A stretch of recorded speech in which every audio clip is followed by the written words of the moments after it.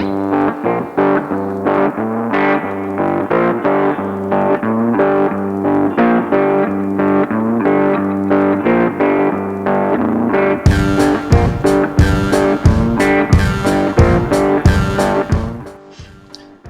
this is a problem because he's a dog and he's wrapped up like a human. Everyone deserves to have some colors.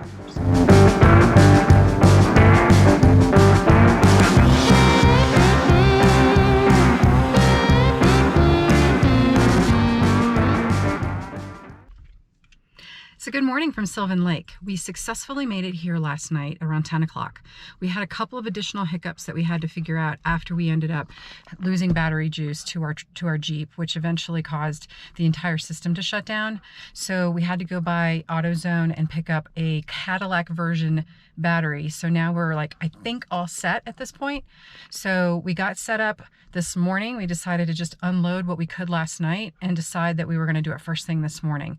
Unfortunately, because our battery died, our heat died. So it was like we were camping outside. So it made it kind of interesting.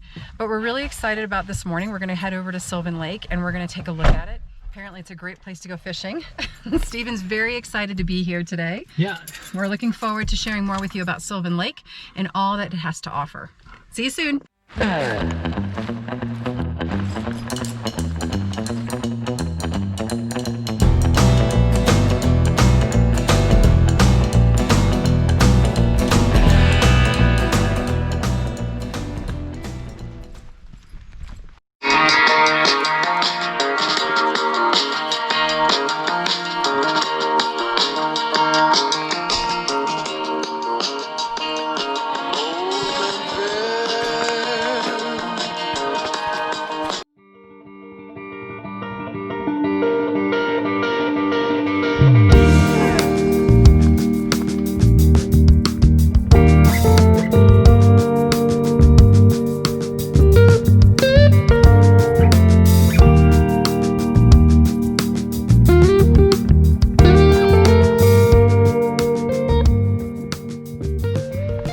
So we often go back and forth on the idea of, do we play music while we hike or do we not? And it really depends on the hike, the trail, and the mood. So today we decided we'd play some music, and we're playing 7, I think is what Stephen called it. And it's great, but it's a little too chill for me, especially as you can hear me climbing. I need something that's gonna help push me. And now we have The Who, which is perfect. Good choice.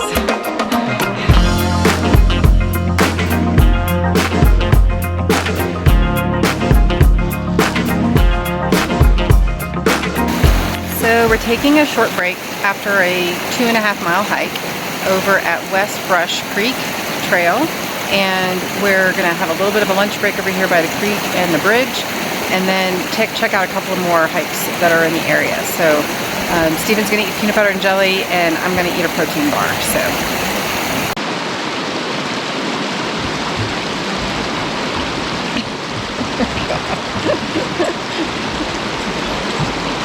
That again? I love you very much. That's not what you said. Say what you said before? No. I'm not gonna go blind from wearing the sunglasses. I didn't say that. No, you didn't. No. Just like that. What are we doing right now? Oh, we're We're eating peanut butter and jelly. after a nice 2.5-mile hike. It wasn't the hike that we thought we were going on, but we didn't really have GPS, and I didn't get a good topo map because my wife didn't tell me where we were going camping in time enough for me to prepare ahead of time. So, but it was a very pretty hike. Went to a homestead, which is kind of just south down the hill from Sylvan Lake. We're gonna try and stop by. This is already a boring I know it is. That part won't be. Throw it away. Throw it away.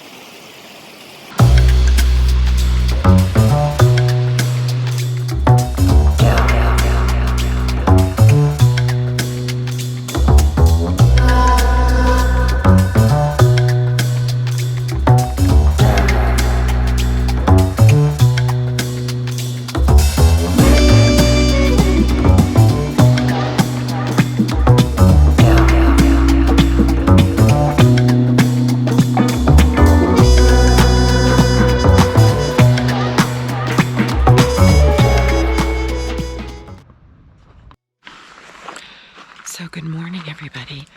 It's Sunday and we must have had a little bit of wind last night because our living room area got blown around a little bit. This is what I woke up to today. So we must have had strong enough wind that caused our rug to blow up and over. So I'm gonna fix it.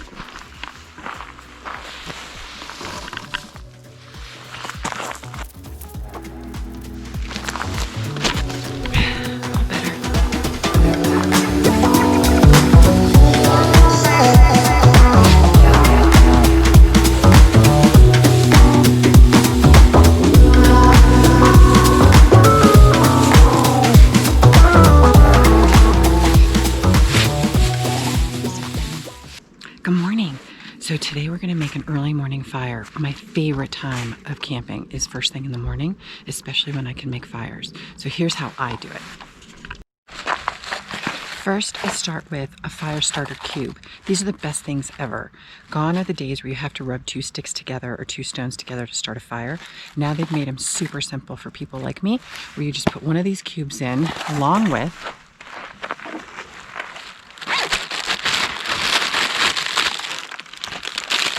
one of these fire starter kits. They're little cubes that you can break off and you start the fire that way. Super simple.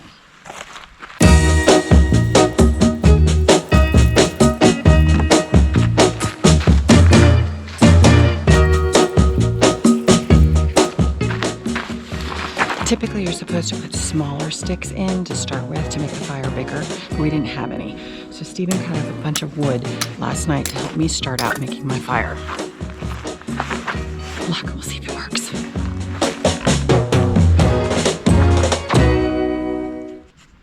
So Stephen's awake and now taking over.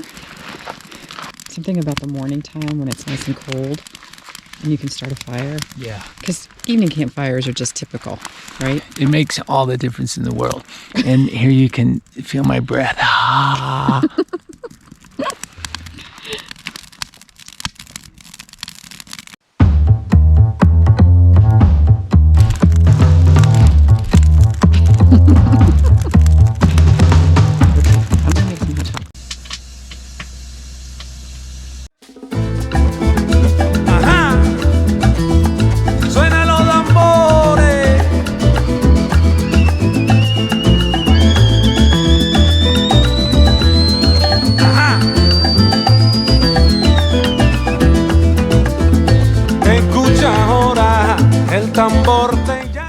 So breakfast cooking is one of my favorite things to do also. And so today we're going to make bacon and cream of wheat with fruit. I actually got a different kind of bacon this time because I wanted to try something different. So we're going to try apple smoked bacon today, which is great. It smells like it smells smoked to me.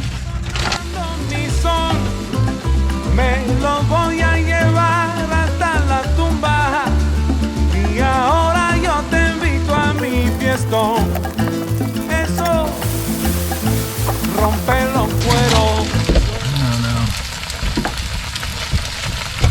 Just gonna give it a shot, huh? Mm-hmm. All right. It didn't melt. Let me see. What happened? Stephen's attempt at making it. What were you trying to do? Make it more chocolatey? Yeah. Why? It's already hot chocolate. A little sweetness. And it's, hey, well, come here. You can get some sweetness. Yeah, there you go. That's better.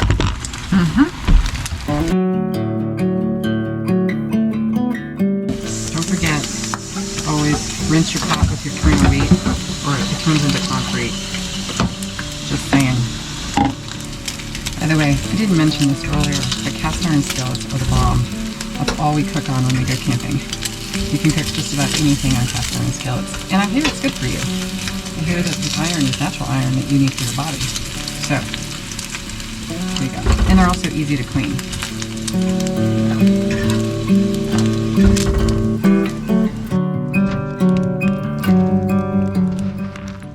Definitely ready to eat. Some delicious grits, bacon from the floor, croissants. with jelly and some fruit. Okay, correction. It's not grits. It's cream of wheat. Oh, is So it? everybody takes a look. Ah, to cream see. of wheat. Cream of wheat. So Delicious, delicious. Thank you. you're welcome.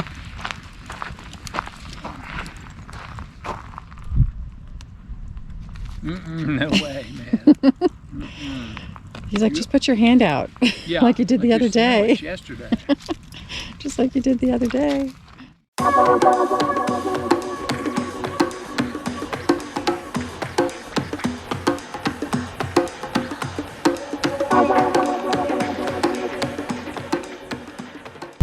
This is the halfway house. It's not a halfway house like we think of it today. It was established halfway between the towns of Eagle and Fulford, and it was a stagecoach stop. So people, miners on their way, would actually carry their ore with them, and they would have that processed at this house as well. So it's like a bed and breakfast processing center and a place to stay, get their meals, sleeps, and get a little cleaned up.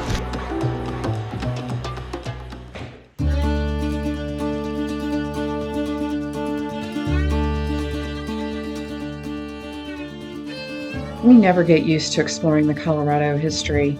West Brush Creek was full of opportunity to step back in time to the life of a homesteader. Homestead life was difficult. The summers were hot and long, and the winters were bitterly cold. Houses like this one were cheaply made from sod, area logs, and prairie grass. Many immigrants took advantage of the 1862 Homestead Act to build a life for themselves in America. This house was built by Ole Quidstrom, a Swedish immigrant who moved to Canada when he was 17.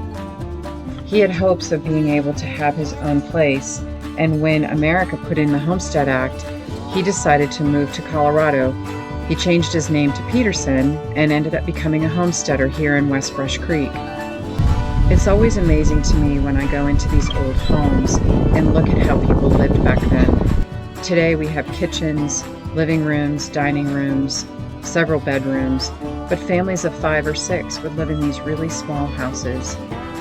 Outside elements of the way they lived and the way that they lived indoors continue to amaze me as I look at the way people lived back then. But isn't that what America is all about?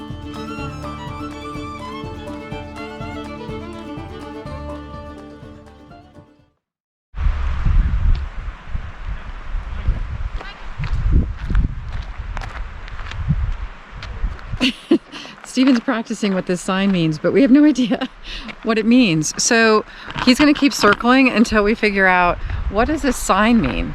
I mean, we're pretty proficient on wayfinding, but this is silly. So does it mean don't hula hoop across the street? Does it mean don't make circles in the middle of the street? I get it. We're confused, but we're going to find out because we're going to go ask the visitor station.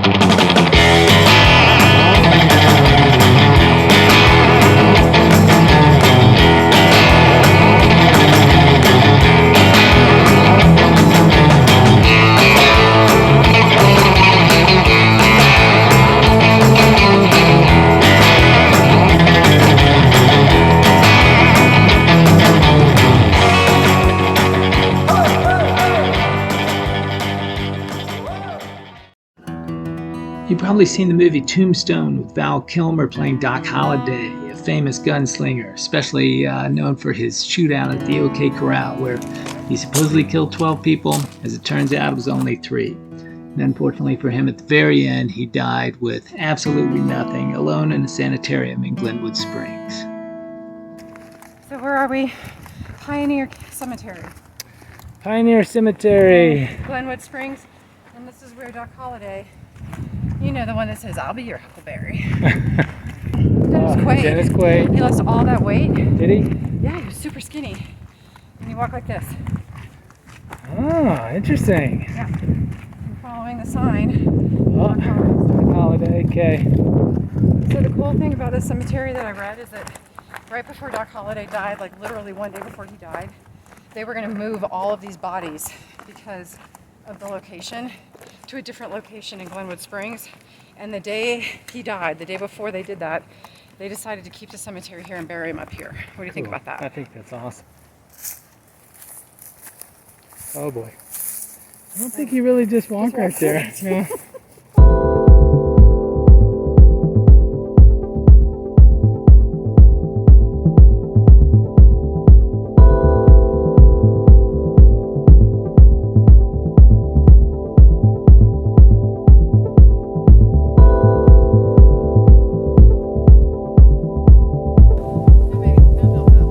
The one I built with the tin roof. No, it reminds me of the garbage can you built for us.